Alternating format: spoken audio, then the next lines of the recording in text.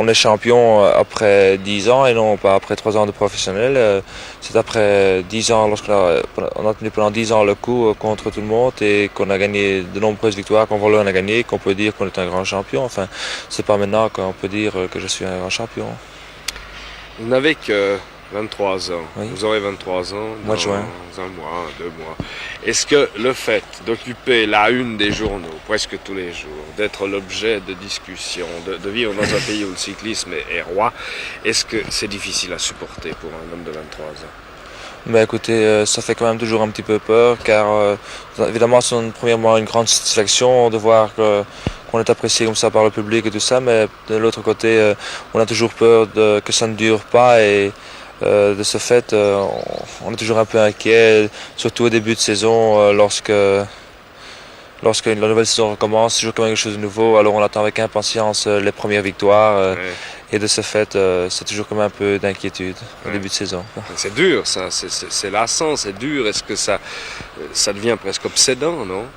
Eh bien, je crois que quand on aime faire son métier, rien n'est trop dur. Et moi, je fais ça tout naturellement et pour moi, je trouve ça absolument pas trop dur et je suis vraiment content de faire un coureur cycliste et j'espère le faire encore le plus longtemps possible.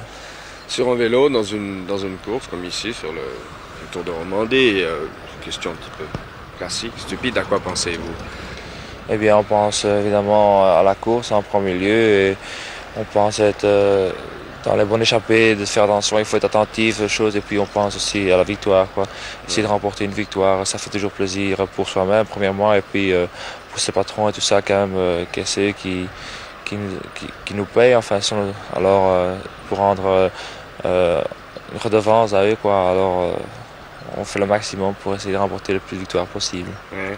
Mais dans une étape comme celle d'hier, donc la première du Tour de Romandie, est-ce que, vu que la course disputait une allure assez modérée, qu'il n'y avait pas de bataille, est-ce qu'il vous arrive de dégager, de sortir du contexte? Sortir du contexte. Dans le domaine de ce que vous pensez. Mais je crois que lorsque le peloton roule un peu plus paisiblement, disons, alors on peut plutôt un peu parler avec les copains, quoi, avec les coureurs, et puis on se raconte un peu des histoires, et comme ça, alors ça passe un peu le temps aussi.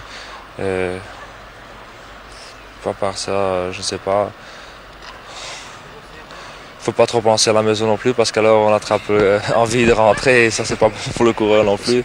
Il y en a qui utilisent ça, au fond, la famille comme doping sur le vélo. Oui, bien sûr. Dans les moments durs, c'est certainement que c'est un stimulant. On pense, on dit, on sait. Comme je dis, lorsqu'on a une famille et tout, on sait pourquoi on souffre, enfin, parce que on a un but dans la vie et tout. Et je crois quand même que c'est nécessaire aussi. Alors, voilà. Il faut prendre la victoire lorsqu'elle se présente et il faut pas des cadeaux. Enfin, je pense que ça n'existe pas dans le métier de coureur cycliste. Et pour ça.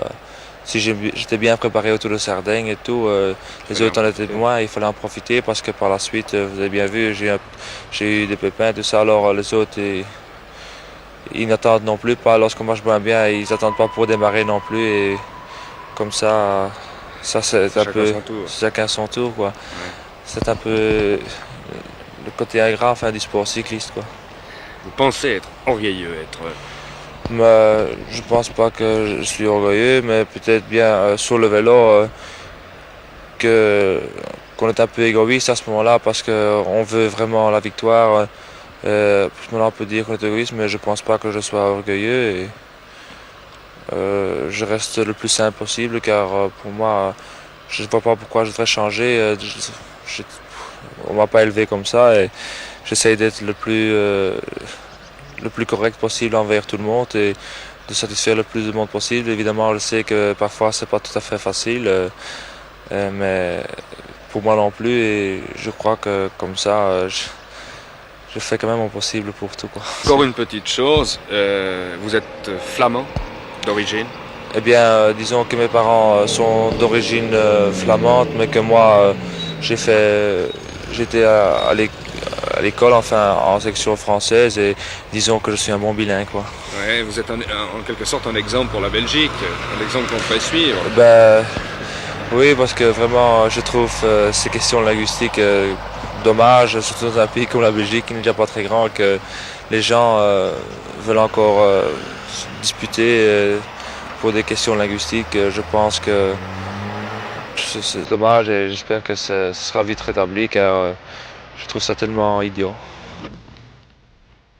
Au Giro, hier, Eddy Merckx a cédé son maillot rose à Doncelli, ce qui semblerait indiquer que si Eddy a du poivre dans le sang, il n'a pas de sciure dans le cervelet, son intelligence de la course tempérant sa soif de victoire. Ce Merckx, de toute manière, nous aurons du plaisir à le revoir sur les routes de Suisse.